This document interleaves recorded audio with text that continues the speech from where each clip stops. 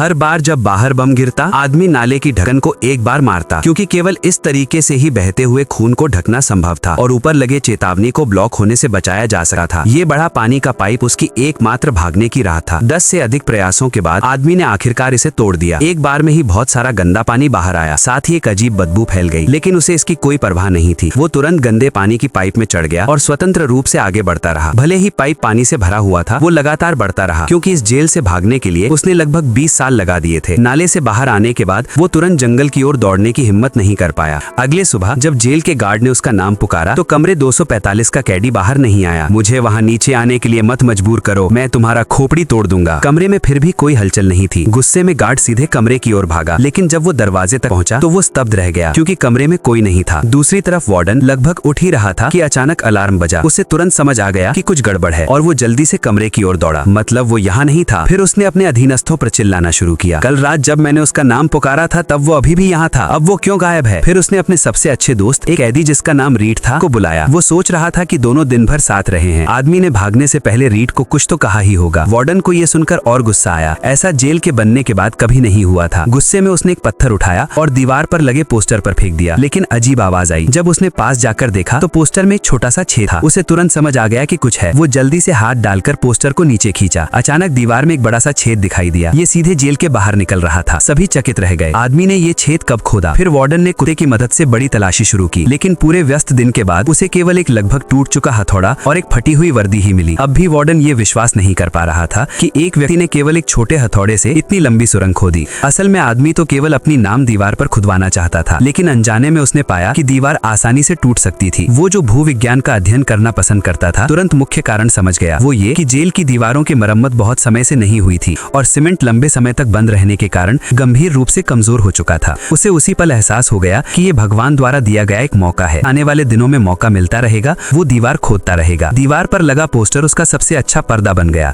और जब तेज हवा चलती तो वो चुपचाप सीमेंट का मलबा नीचे गिरा देता था। उसने रीड से अपने लिए हथौड़ा लाने को कहा। ये आदमी यहाँ पिछले 20 सालों से था और जेल में बहुत मशहूर था। वार्डन की चाबी के अलावा लगभग हर चीज हासिल करने का उसके पास कोई ना कोई तरीका था, लेकिन इसके बावजूद वो जेल की अचानक होने वाली तलाशी से नहीं बच सकता था। आदमी जानता था कि अगर ये राज खुल गया तो उसके पास मरने के अलावा कोई रास्ता नहीं बचेगा। शक न पैदा हो इसलिए वो हमेशा किताब पढ़ने का नाटक करता। जब वार्डन लोगों को लेकर आता तो वो पूरा सहयोग करता ताकि उसका घबराया हुआ चेहरा किसी को न दिखे। जांच अधिकारी ने मुड़ मुड़कर सब कुछ देखा। उसने कुर्सी के एक एक कोने तक को नहीं छोड़ा। आदमी बस मन ही मन प्रार्थना कर रहा था कि वे पोस्टर न हटाएं। आखिरकार उन्होंने बहुत देर तक तलाशी ली, लेकिन कुछ भी संदिग्ध नहीं मिला। इसी दौरान अब तक चुप बैठा वार्डन अंदर आया। उसने आदमी के हाथ में पकड़ी बाइबल ले ली। संयोग से वो खुद भी बाइबल पढ़ना पसंद करता था। आदमी के जवाब से वो बहुत संतुष्ट हुआ। हालांकि जेल के नियम कैदियों को पोस्टर लगाने की इजाजत नहीं देते थे, फिर भी उसने इस बार अपवाद किया और पोस्टर नहीं हटवाया। जाते समय उसने बाइबल वापस देते हुए कहा कि मुक्ति का रास्ता इसी में छुपा है।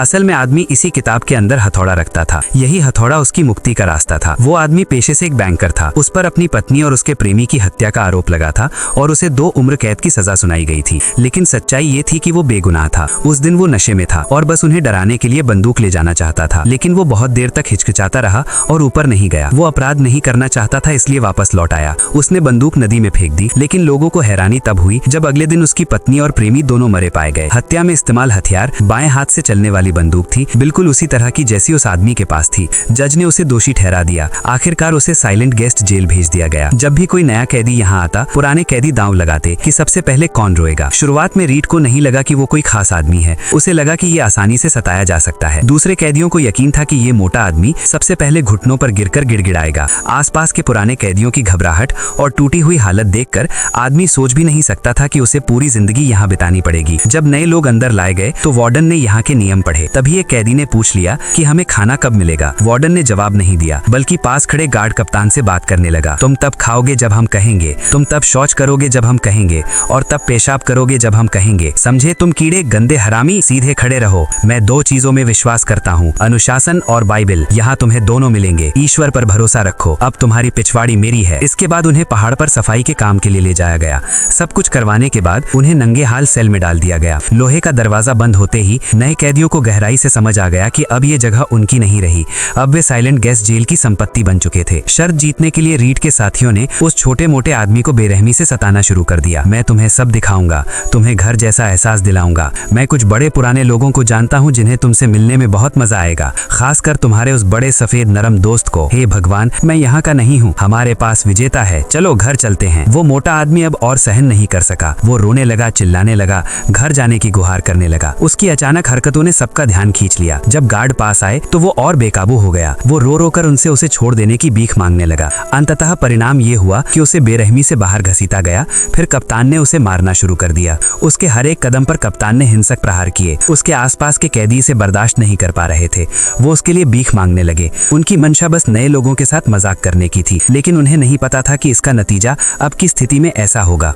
थोड़ी ही देर में वो मोटा आदमी जमीन पर पड़ा और हिलडुल नहीं सका। फिर कप्तान ने उसे अस्पताल में भेज दिया। उसने अन्य कैदियों को भी चेतावनी दी कि अगर कोई शोर मचाएगा तो उसकी भी यही स्थिति होगी। लेकिन जब उसे वहां भेजा गया तो डॉक्टर छुट्टी पर था। वो सुबह तक वहीं पड़ा रहा। सुबह जब डॉक्टर आया तो वो बिल्कुल बेबस था। उस कैदी ने जिसे धमकी दी थी उसे विश्वास नहीं हुआ कि ये सच है। उसे नहीं लगा कि उसका खुद का दांव उसकी जान ले लेगा। लेकिन यहाँ जेल में एक कैदी की जिंदगी का कोई महत्व नहीं है। लोग वैसे ही खाना और पीना जारी रखते हैं, कोई उसे याद भी नहीं करता। जल्द ही आदमी खुद भी मुसीबत में फंस गया। एक समलैंगिक कैदी उससे प्यार करने लगा। उसने सुना तो पलटकर भागने की कोशिश की, लेकिन सामने वाला उसे जाने नहीं देना चाहता था। उस दिन आदमी सामान्य रूप से लॉन्ड्री रूम में काम कर रहा था। तभी एक साथी ने उसे यूटिलिटी रूम जाकर ब्लीच लाने को कहा। उसने बिना हिचकिचाहट तुरंत सहमति दे दी। लेकिन जैसे ही वो कुछ लेने वाला था, पिछली बार का समलैंगिक अचानक उसके पीछे चुपचाप आ गया। उसके साथ और दो लोग थे। वे प्रसिद्ध शाओशेंके की 3 बहनें थे। आदमी को तुरंत समस्या का एहसास हुआ और उसने हाथ में ब्लीच पकड़ लिया। लेकिन जैसे ही उसने कुछ करने की कोशिश की, उनमें से एक ने पीछे से उसे पकड़ लिया। हालत स्पष्ट हो गई। एक अकेला आदमी कुछ नहीं कर सकता। उसे केवल अपने बेल्ट को खोलने देना पड़ा। उसके 2 साल की अपमानजनक जिंदगी की शुरुआत हो गई। आने वाले दिनों में तीनों बहनें समय समय पर उसे परेशान करती रहीं, इसलिए उसके शरीर पर हमेशा निशान रहते। अगर ऐसा चलता रहा तो वो जल्द ही और लंबे समय तक नहीं टिक पाएगा। तीसरे साल की बसंत तक एक मोड़ आया। जेल की छत की मरम्मत करनी थी। इसके लिए 10 कैदियों की जरूरत थी। सभी कैदी जानते थे कि विशेष काम का मतलब विशेष व्यवहार होता है। सभी इसका हिस्सा बनना चाहते थे, लेकिन जगह सीमित थी। लेकिन अनुभवी रुई देहे ने एक पैक सिगरेट के बदले अपने छोटे साथी को चुना। इसमें वो आदमी भी शामिल था। उसने सामने वाले की बदकिस्मती देखी और इस गरीब साथी की मदद करना चाहा। कम से कम मरम्मत के समय तीनों बहनें उसे परेशान नहीं कर सकती थी। लेकिन इसी दौरान आदमी को पलटने का मौका मिला। कप्तान गलती से अपने साथियों से बात करते हुए एक राज खोल दिया। उसके भाई की मौत के बाद काफी संपत्ति बची थी। $35,000 उसके लिए थी, लेकिन सरकार कर के रूप में इसका लगभग आधा हिस्सा ले रही थी। एक बैंक के आदमी के रूप में उसके दिमाग में तुरंत एक साहसी विचार आया। वो सीधे सामने वाले के पास गया। इससे उसके साथियों को डर लग गया। क्या तुम अपनी पत्नी पर भरोसा करते हो? जैसे ही ये सवाल आया, कप्तान थोड़ा अपमानित महसूस करने लगा। उसने सोचा कि अगर तुम अपनी पत्नी पर भरोसा करते हो तो उस 35,000 को रखने में कोई बाधा नहीं। क्या कहा? 35,000? 35,000, सारी रकम, हर पैसा। धीरे धीरे चीजें समझ में आने लगी। अगर तुम पूरी रकम रखना चाहते हो तो इसे अपनी पत्नी को दो। IRS एक बार में $60,000 तक की दान राशि कर मुक्त स्वीकार करता है। कप्तान को लगा ये झूठ है, लेकिन आदमी ने कहा कि वो मुफ्त में इसकी प्रक्रिया करवा देगा और बहुत सारे वकील फीस भी बचा देगा। बस उसने इतना ही कहा कि कप्तान 3 बोतल बियर सभी को पिलाए। कप्तान जानता था कि वो इस क्षेत्र का विशेषज्ञ है, इसलिए उसने बिना किसी हिचकिचाहट के मान लिया। बाकी सब लोग उसकी मदद के लिए पसीना बहा रहे थे। वे डर रहे थे कि कहीं सामने वाला आदमी को गुस्से में मार न दे।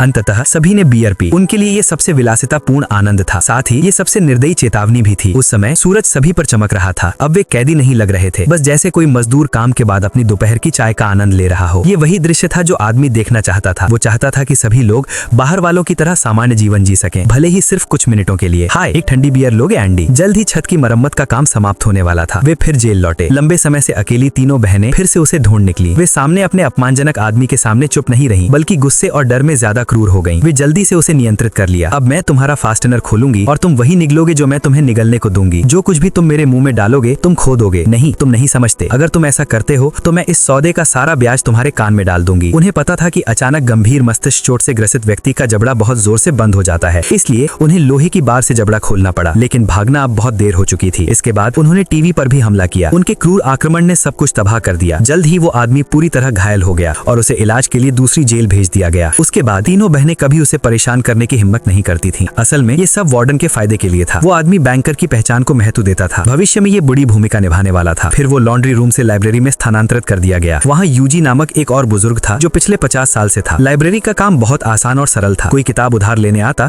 तो अच्छी तरह से रजिस्टर कर देता, क्योंकि उसने कप्तान के लिए टैक्स सफलतापूर्वक चुका दिया था। जल्द ही अन्य गार्ड मदद के लिए दरवाजे पर आने लगे। जेल में अधिक आराम से रहने के लिए वो अपनी योजना के लिए आगे पीछे होता रहा। 1 महीने से भी कम समय में उसने आधे गार्ड्स के लिए टैक्स बचत प्रक्रिया पूरी कर दी। कुछ समय के लिए वो जेल में मशहूर हो गया। यहाँ तक कि वार्डन भी उसकी मदद नहीं मांगता था, क्योंकि उसका काम बहुत व्यस्त था। कभी कभी रीड को भी मदद के लिए बुलाया जाता। लाइब्रेरी का विस्तार करने के लिए, ताकि सभी लोग नई किताबें देख सकें, उसने वार्डन से ऋण लेने के लिए आवेदन किया। लेकिन वार्डन ने कहा कि जेल की वर्तमान आर्थिक स्थिति अच्छी नहीं है। लाइब्रेरी का विस्तार करने के लिए अतिरिक्त पैसा नहीं था। केवल एक रास्ता था, जो पैसे झोई हुई से मांगे जाएं। वार्डन की अनुमति के साथ उसने हर हफ्ते झोई हुई को पत्र लिखकर ऋण के लिए आवेदन करना शुरू किया, लेकिन हर बार उसका पत्र जैसे समुद्र में डूब जाता। फिर भी उसने आसानी से हार नहीं मानी। ये पत्र 6 साल पुराना था और उसी दिन लाइब्रेरी में एक अजीब घटना हुई। एक कैदी जिसका नाम लाओ बू था, अचानक उस पत्र की प्रति उठा लेता है। वो इतने समय से यहाँ था, हमेशा शांत और विनम्र रहा, ऐसा पहले कभी नहीं हुआ था। असल में उसका मानना था कि उसे अनुमति मिल गई है, वो जाने वाला था। ये अच्छी बात होनी चाहिए थी, लेकिन वो 50 साल से इस जेल में रहा है, यहाँ की हर चीज का आदी हो चुका है। वो बाहर बिल्कुल नहीं जाना चाहता था, इसलिए उसने चरम तरीका अपनाकर रहने को चुना। आदमी की समझाने की कोशिश के बाद उसने अंततः अपने हाथ में रखे चाकू को नीचे रख दिया और इस वास्तविकता को स्वीकार कर लिया। सभी ये नहीं समझ पाते कि कुछ लोग हमेशा जेल में रहना चाहते हैं, वे अब बाहर निकलने का इंतजार नहीं कर सकते। ये बस संस्थागत हो गया है। रीड कहता था कि केवल यही उसे घर जैसा अनुभव होता है।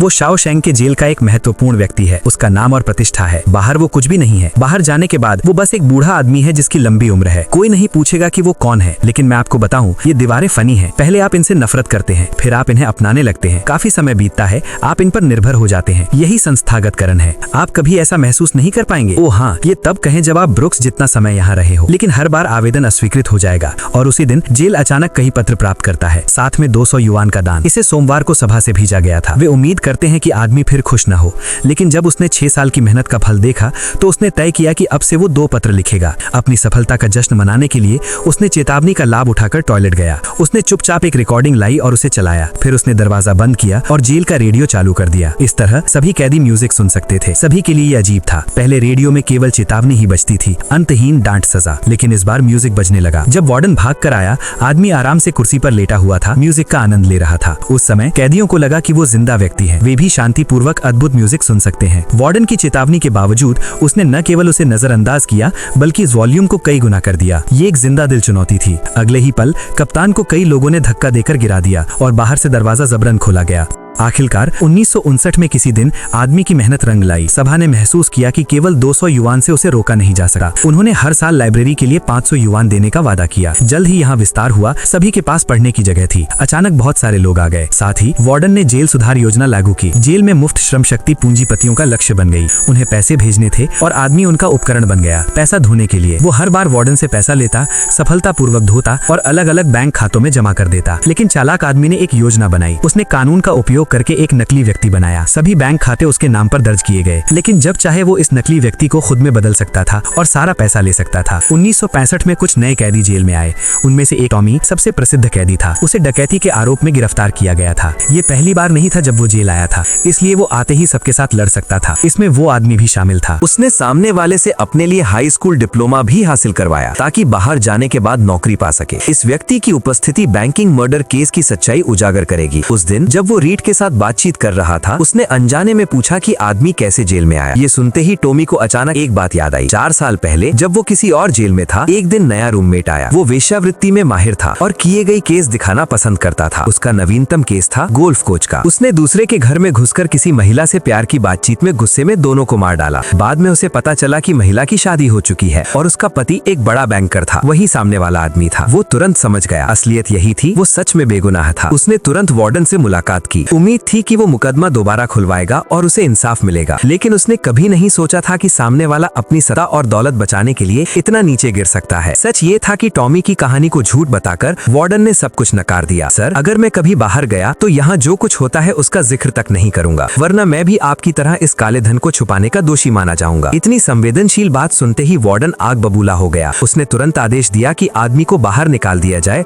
और 1 महीने के लिए एकांत कारावास में बंद कर दिया जाए। इसके बाद उसने टॉमी को बुलवाया। यही है, आदमी को समझ नहीं आया कि ये सब सामने वाले के लिए बिछाया गया जाल है। वार्डन ने टॉमी से बहुत शालीनता से बात की, यहाँ तक कि उसे एक सिगरेट भी दी। बस ये जानना चाहता था कि क्या आदमी के मामले की कहानी सच है। हाँ सर, बिल्कुल सच। क्या तुम जज और जूरी के सामने कसम खाने को तैयार हो, भगवान के नाम पर हाथ रखकर? बस मुझे एक मौका दे दीजिए। ये सुनकर वार्डन को सुकून मिला। उसने सिगरेट को जमीन पर कुचला और फिर ऊपर मौजूद कप्तान की ओर देखा। नतीजा ये हुआ कि टॉमी को बेरहमी से मार दिया गया। बहाना तैयार था। भागने की कोशिश की, पुलिस ने घेर लिया, विरोध किया, मजबूरी में वही गोली मार दी गई। इसके बाद कप्तान फिर आदमी के पास आया। वो चाहता था कि वो दोबारा काम पर लौट आए। अगर उसने मना किया तो धमकियां दी गई, लाइब्रेरी जला दी जाएगी, सबको किताबें पढ़ने नहीं दी जाएंगी या उसे किसी समलैंगिक कैदी के साथ बंद कर दिया जाएगा। उसके पास झुकने के अलावा कोई रास्ता नहीं था, लेकिन उसके दिल में एक साहसी योजना जन्म ले चुकी थी। उसने रीड से विदा ली और अपना सपना बताया, प्रशांत महासागर के किनारे बसे एक छोटे से शहर जिहुआतेनेओ जाने का सपना। वहाँ एक पुरानी नाव खरीदकर उसे ठीक करना और एक छोटा सा होटल खोलकर बाकी जिंदगी शांति से बिताना। उसने रीड से एक आखिरी एहसान मांगा, अगर कभी तुम बाहर आओ तो बक्सटन नाम की जगह जाना। वहाँ एक सूखी घास का मैदान है, उधर की ओर एक बड़ा पेड़ है, उसके पास पत्थर की एक दीवार है, उसमें से एक काला ज्वालामुखी पत्थर निकालना। रीड हैरान रह गया, उसे समझ नहीं आया कि वो अचानक ऐसी अजीब बातें क्यों कर रहा है।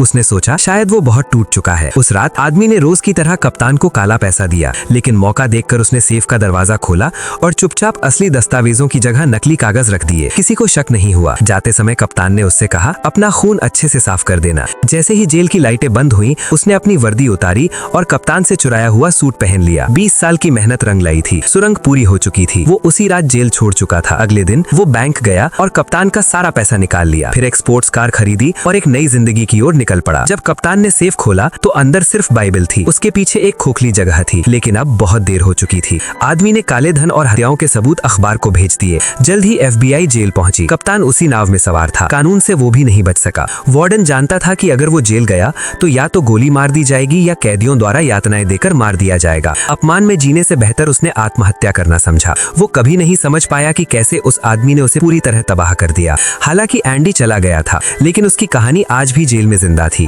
हर कोई उसकी इज्जत करता था, दिखने में कमजोर लेकिन काम इतना बड़ा। वार्डन की मौत के बाद जेल में सबकी जिंदगी पहले से बेहतर हो गई। रीड को भी तीसरी बार पैरोल मिली। 40 साल की कैद के बाद इस बार बोर्ड ने उसकी अर्जी मंजूर कर ली। उसने साफ सूट पहना, बिल्कुल अपने पिता जैसा, और जेल से बाहर आ गया। लेकिन बाहर की दुनिया उसे अजनबी लग रही थी। सुपरमार्केट की नौकरी, कमरा, सब कुछ। अब मैं सिर्फ यही सोचता हूँ कि पैरोल कैसे तोड़ दूं ताकि मुझे वापस जेल भेज